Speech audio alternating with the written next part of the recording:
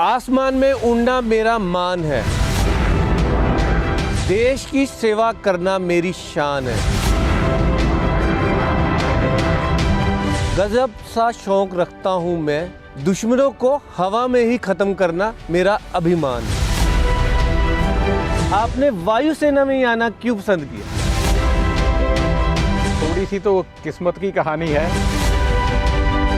देश सेवा करने का भी शुरू से जज्बा था आपको? बस कुछ होता है दिल में और उसी लाइन पे चलते जाते हैं। मेरा मन ज़रूर था कि ये बढ़िया ज़िंदगी है जीने का, इसमें एडवेंचर भी है, थ्रिल भी है। माँ बाप पीछे पड़े रहते हैं, घर में टाइम से रहो, पढ़ाई करो, थोड़ा सा खेल कूद लो। कई बार अपना कॉन्फिडेंस थोड़ा सा शेक अप हो जाता है कि क्या मैं इतनी रिस्पॉन्सिबिलिटी ले सकूंगा या नहीं ले सकूंगा। घर से भी दूर हो जाते हैं। घर से भी दूर हो जाते हैं।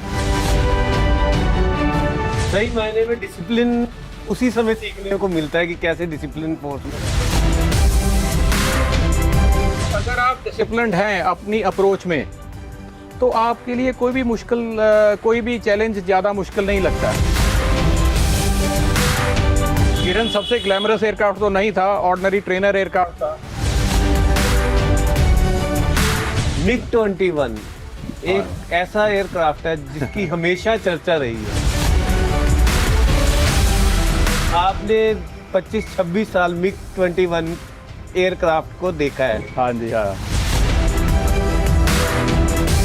अगर कोई आप पे अटैक करता है, कुछ पीछे से आप पे धोखाधड़ी करता है कोई देश, और आप चुपचाप बैठे रहो इसी सोच के लिए कि हमने लड़ाई नहीं करनी है, तो वो हमारी वीकनेस है। आसमान में उड़ना मेरा मान है, देश की सेवा करना मेरी शान है। गजब सा शौक रखता हूं मैं, दुश्मनों को हवा में ही खत्म करना मेरा अभिमान है। देश की सेवा करने वाले वायुसेना से retired group captain GS Mangat ji का हमारे खास प्रोग्राम जय हिंद में स्वागत है। जय हिंद मांगट जी। जय हिंद। आपने वायुसेना में ही आना क्यों पसंद किया? भाई साहब, ये थोड़ी सी तो किस्मत की कहानी है। वैसे मेरा शुरू से मन था सर्विसेज ज्वाइन करने का, और मैंने NDA के लिए भी तैयारी की थी, पर फॉर वो सम रीज़न वो सक्सेसफुल नहीं हो पाया। तो उसके बाद फॉलो ऑन इंजीनियरिंग कर ली।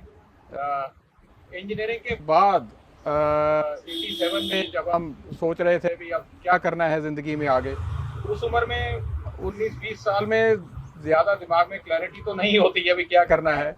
जो भी अपॉर्चुनिटीज़ आगे आ रही थी समझ रहे थे उसके बारे में। तो SSB दिया आर्मी का, पहले उसमें सिलेक्शन हो गया। फिर मेरे कुछ अच्छे दोस्त थे, वो कहते हम एयरफोर्स का भी SSB देंगे, तो मैंने कहा चलो उसका भी दे लेते हैं। उसका SSB दिया तो उसमें भी सिलेक्शन हो गया, और एक दो जगह और भी सिलेक्शन हो गया, लकीली मैं कहूँगा। तो फिर उसके बाद जब 2-4 ऑप्शन सामने आ गई, तो फिर डिसीजन लेनी थोड़ी सी मुश्किल हो गई। तो पर क्योंकि मेरे ताया जी एयरफोर्स में थे, वो 1950 और 51 में एयरफोर्स में थे, तो थोड़ा सा एयरफोर्स के लिए झुकाव ज़्यादा था। पर उनका क्रैश हो गया था 1951 या 52 में। तो थोड़ा सा घर वालों को थोड़ा सा रेजिस्टेंस थी घर वालों की साइड से कि फ्लाइंग ब्रांच थोड़ी सी डेंजरस है, तो वहाँ से अवॉइड करो। तो इधर इंजीनियरिंग की हुई थी, तो इंजीनियरिंग ब्रांच में मेरी सिलेक्शन हो गई एयरफोर्स में। तो लकीली मैंने फिर एयरफोर्स ज्वाइन कर ली। देश सेवा करने का भी शुरू से जज्बा था आप में? बस कुछ होता है दिल में और उसी लाइन पे चलते जाते हैं, कह सकते हैं। पर आप रिकलेक्ट, इतना क्लियर थिंकिंग तो नहीं होती है उस एज पे। पर हाँ, सर्विसेज की लाइफस्टाइल मेरे को बहुत इम्प्रेस करती थी। मेरे काफ़ी रिश्तेदार थे, वो आर्मी में, एयरफोर्स में सर्विंग थे तब, और उनकी लाइफस्टाइल देख के, उनका काम देख के मेरा मन ज़रूर था कि ये बढ़िया ज़िंदगी है जीने का, इसमें एडवेंचर भी है, थ्रिल भी है, और देश के नाम कुछ करने का भी अपॉर्चुनिटी है, और क्यों ना ज्वाइन किया जाए। जब आपने ज्वाइन किया उस समय आपकी उम्र 21 साल के करीब थी। हाँ 20 जी। से 21 साल की उम्र थी। हाँ हाँ। तो जब आप ट्रेनिंग पे थे तो कैसी चीजें आप देखने को मिल रहा था, क्या क्या सीखने को मिल रहा था उसमें? पहले तो 20-21 साल में नॉर्मली जो इधर हम सिविल में लाइफ लीड करते हैं, बड़ी ऑर्डिनरी सी लाइफ होती है। माँ बाप पीछे पड़े रहते हैं, घर में टाइम से रहो, पढ़ाई करो, थोड़ा सा खेल कूद लो। जब आप सर्विस ज्वाइन करते हो तो सडनली ट्रेनिंग के अंदर ही आपको काफ़ी रिस्पॉन्सिबिलिटी दी जानी शुरू हो जाती है। आप कई बार अपना कॉन्फिडेंस थोड़ा सा शेकअप हो जाता है कि क्या मैं इतनी रिस्पॉन्सिबिलिटी ले सकूंगा या नहीं ले सकूंगा। घर से भी दूर हो जाते हैं, घर से भी दूर हो जाते हैं। तो वो जो अभी तक तो घर के साथ है, जब भी कोई प्रॉब्लम आती थी तो माँ बाप के पास चले जाते हैं, वहां तो अपनी प्रॉब्लम आप सॉल्व करनी है। पर ये जो ट्रेनिंग 1-2 साल की वहां पर होती है, 2 साल की थी हमारी ट्रेनिंग, उसके बाद आपको असली कॉन्फिडेंस आता है कि अब कुछ भी चीज सामने आ जाए जिंदगी में, उसको जीत के ही जाएंगे या जीत सकते हैं। सही मायने में डिसिप्लिन उसी समय सीखने को मिलता है कि कैसे डिसिप्लिन फोर्स में रहना चाहिए। डिसिप्लिन फोर्स में रहना चाहिए, और अगर आप डिसिप्लिन्ड हैं अपनी अप्रोच में तो आपके लिए कोई भी चैलेंज ज़्यादा मुश्किल नहीं लगता है। आप उसको ओवरकम करने के लिए अपने डिसिप्लिन के साथ, अपने एफर्ट के साथ उसको ओवरकम कर सकते हैं। जी जी जी। हाँ। तो जब आपने ट्रेनिंग कर ली, ट्रेनिंग के बाद आपकी पहली पोस्टिंग कहाँ पे हुई? मेरी पहली पोस्टिंग ज़्यादा पसंदीदार तो नहीं थी। मेरी पोस्टिंग हो गई एयरफोर्स एकेडमी में, जो हमारा एक ट्रेनिंग इंस्टीट्यूट है, मेन ट्रेनिंग इंस्टीट्यूट है एयरफोर्स का। वहाँ पर मेरी स्पेशलाइजेशन हो गई किरण एयरक्राफ्ट में।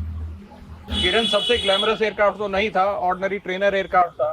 जो रिस्पॉन्सिबिलिटी उधर इतने सारे हवाई जहाज़ों के साथ और इतने सारे अंडर ट्रेनी पायलट्स के साथ करने में मज़ा आया, वो मेरे को ब्लेसिंग इन डिस्गाइज हो गई कि मेरे को इतनी मज़ेदार पोस्टिंग जो मैंने एंजॉय की उसके बाद। उस समय कोई ऐसा मामला हुआ हो जो आपका अभी भी याद हो, किरण के जब आप उस पे एयरक्राफ्ट में वहाँ पे आप ट्रेनिंग थे, जॉब में थे, कोई ऐसा मामला बताइए जो हैदराबाद में या कहीं आप बता रहे थे हमें। हाँ भाई साहब, ऐसे था कि वहाँ पर पायलट्स की ट्रेनिंग होती है, और पहले 6 महीने 1 साल ट्रेनिंग होती है, जो बिल्कुल ही रॉ बंदा कमीशन होके आता है, जो रॉ ऑफिसर कमीशन होके आता है, उनकी basic training, flying training start होती है वहाँ पर।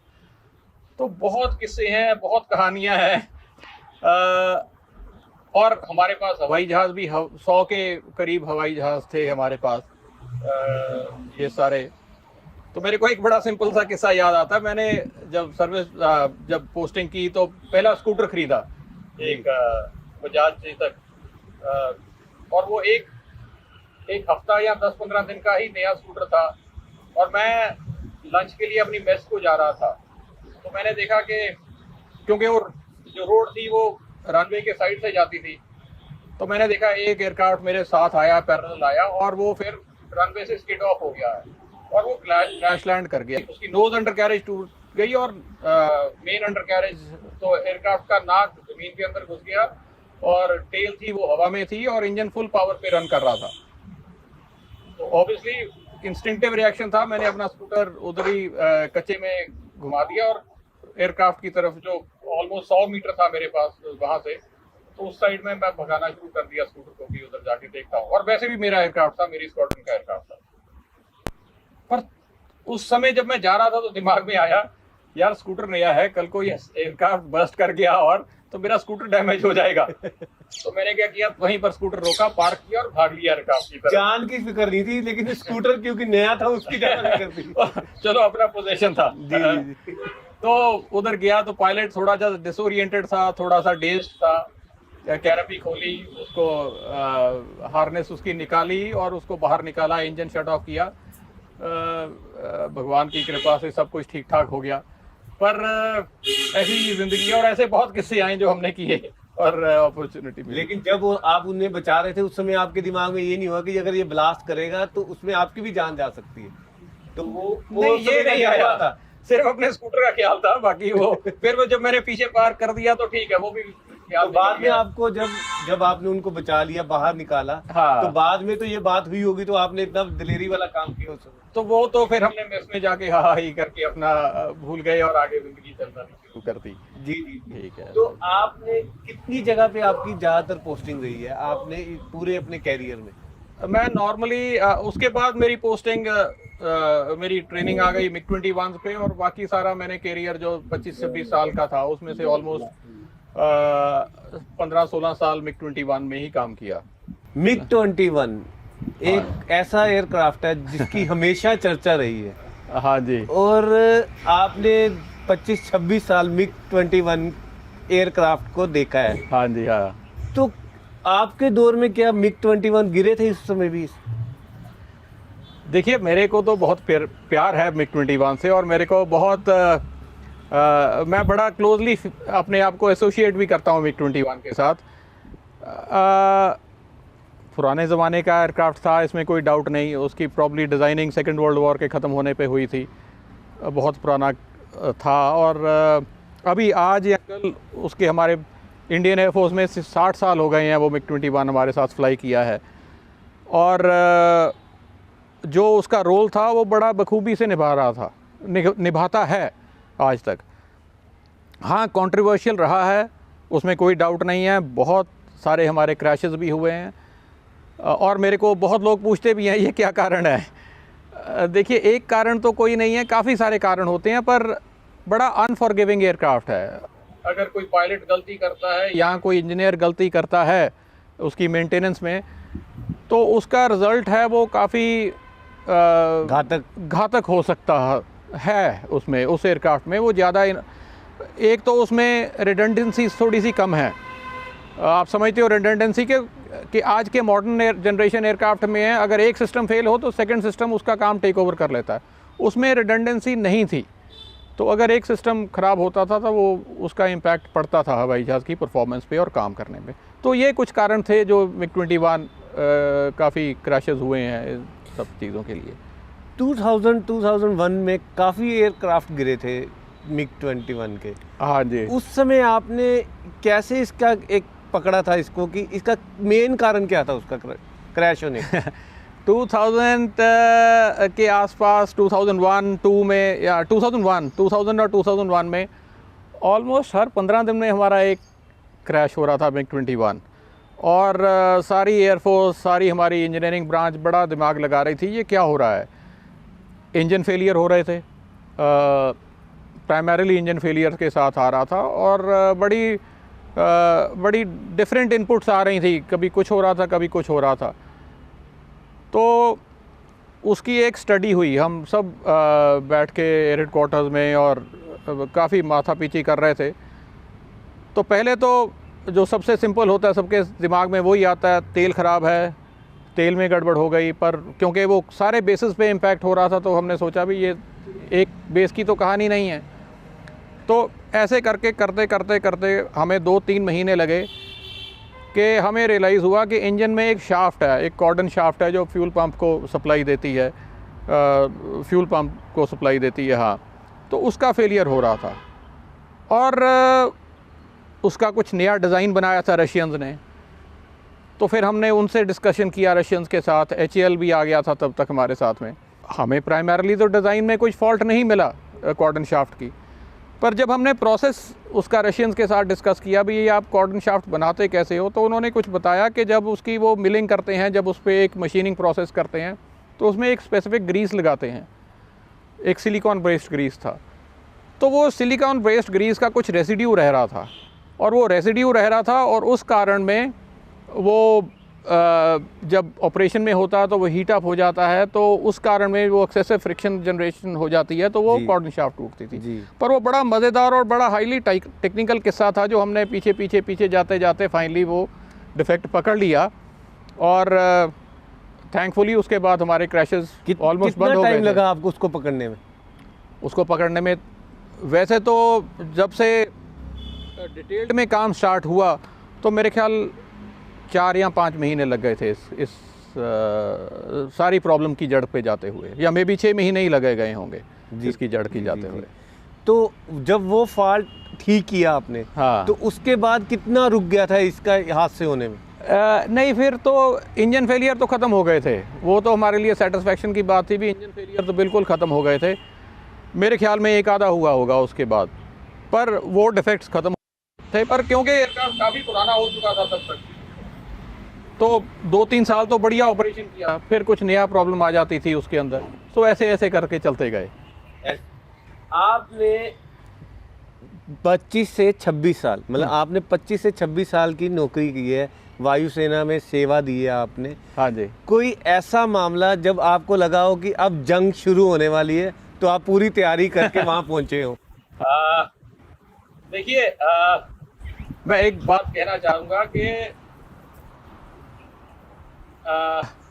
जंग नहीं लगनी चाहिए, क्योंकि जंग में बहुत नुकसान होता है और देश का बहुत नुकसान होता है। पर हाँ, अगर कोई आप पे अटैक करता है, कुछ पीछे से आप पे धोखाधड़ी करता है कोई देश, और आप चुपचाप बैठे रहो इसी सोच के लिए कि हमने लड़ाई नहीं करनी है, तो वो हमारी वीकनेस है। मर्सीफुली मेरे टेन्योर में 26-27 साल जो मैंने सर्विस में निकाले, लड़ाई तो कुछ नहीं लगी, पर मेरे को बहुत बुरा लगा जब 2001 में अपनी पार्लियामेंट पे अटैक हुआ, तो ऑप पराक्रम डिक्लेयर हो गया था तब।